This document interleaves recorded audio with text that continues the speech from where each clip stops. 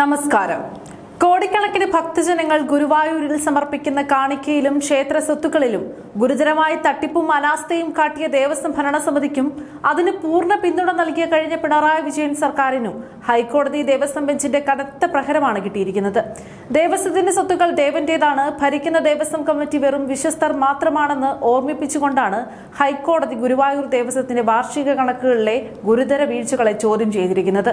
1 രൂപ വന്നാലും 1 കോടി രൂപ വന്നാലും കണക്കുകൾ കൃത്യമായിരിക്കണമെന്ന് കോടതി ആവർത്തിക്കുമ്പോൾ ആഭ്യന്തര ദേവസ്വം വകുപ്പുകൾ കയ്യാളി ഭരിച്ച കഴിഞ്ഞ പിണറായി വിജയൻ സർക്കാർ ഭക്തരുടെ സ്വത്ത് സംരക്ഷിക്കുന്നതിൽ എത്രത്തോളം ദാരുണമായി പരാജയപ്പെട്ടു എന്നാണ് പുറത്തുവരുന്നത്.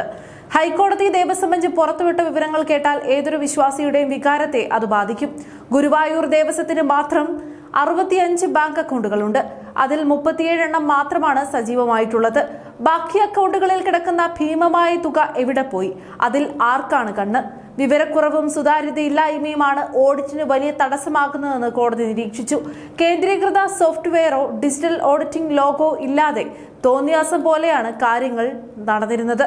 സാമ്പത്തിക വർഷം പൂർത്തിയായി 15 ദിവസത്തിനകം ഓഡിറ്റർക്ക് വരവ് ചെലവ് കണക്കുകൾ നൽകണമെന്ന പ്രാഥമിക നിയമം പോലും കാറ്റിൽ പറത്തി.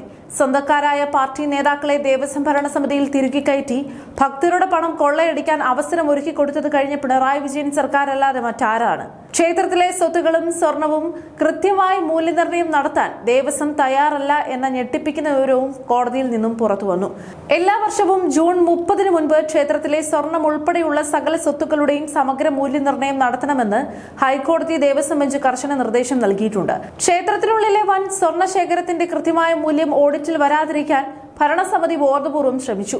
ക്ഷേത്രകാര്യങ്ങളിൽ ഭക്തരുടെ അഭിപ്രായം ചോദിക്കാതെ രാഷ്ട്രീയ കടന്നുകയറ്റം നടത്തിയ കഴിഞ്ഞ പിണറായി സർക്കാർ ഈ സാമ്പത്തിക അനാസ്ഥകൾ കണ്ടില്ലെന്ന് നടിക്കുകയായിരുന്നു. ഗുരുവായൂർ ദേവസ്വത്തിൽ സമഗ്രവും സ്വതന്ത്രവുമായ ഓഡിറ്റ് അനിവാര്യമാണെന്ന് വ്യക്തമാക്കിയ കോടതി ഘടനാപരമായ അടിയന്തര പരിഷ്കാരങ്ങൾക്ക് ഉത്തരവിട്ടിരിക്കുകയാണ്.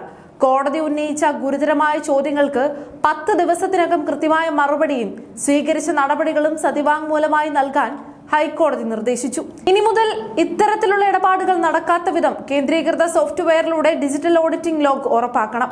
വരവ് ചെലവ് കണക്കുകൾ നൽകാതെ ഭക്തരുടെ പണം തോന്നിയതുപോലെ ചെലവഴിക്കാൻ ഇനി അനുവദിക്കില്ലെന്ന കടുത്ത മുന്നറിയിപ്പ് കൂടിയാണ് ഹൈക്കോടതി നൽകിയിരിക്കുന്നത്. ശബരിമലയായാലും ഗുരുവായൂരായാലും ക്ഷേത്രങ്ങളുടെ ഭരണവും സാമ്പത്തിക കാര്യങ്ങളും വൻ അഴിമതിയുടെയും രാഷ്ട്രീയ താൽപര്യങ്ങളുടെയും കേന്ദ്രമാക്കി മാറ്റിയതായിരുന്നു കഴിഞ്ഞ പിണറായി വിജയൻ സർക്കാരിന്റെ നയം. ഭക്തർ സമർപ്പിക്കുന്ന ഭണ്ഡാരപ്പണം എങ്ങോട്ട് പോകുന്നു എന്ന് ചോദിക്കാൻ പോലും ആകാത്ത വിധം ഭരണം തങ്ങളുടെ നിയന്ത്രണത്തിലാക്കി. ദേവസ്വം വകുപ്പ് മന്ത്രിമാർ ഉപദേശകരായിരുന്നപ്പോൾ സാമ്പത്തിക ഓഡിറ്റിംഗിൽ ഇത്രയും വലിയ വീഴ്ചകൾ വന്നത് ആരുടെ ഒത്താശയോടെയാണ്? കോടികളുടെ അഴിമതിക്കും സാമ്പത്തിക അനാസ്ഥയ്ക്കും വഴി തുറന്നു കൊടുത്ത കഴിഞ്ഞ പിണറായി സർക്കാർ ഭക്തജനങ്ങളോട് ഉത്തരം പറയേണ്ടതായി വരും. ഗുരുവായൂരിലെ സ്വത്തുക്കൾ തിരിമറി നടത്താൻ അനുവാദം കൊടുത്ത കഴിഞ്ഞ പിണറായി വിജയൻ സർക്കാരിന്റെയും ദേവസ്വം ഭരണസമിതിയുടെയും കള്ളത്തരങ്ങൾക്കാണ് ഹൈക്കോടതി പൂട്ടിട്ടിരിക്കുന്നത്.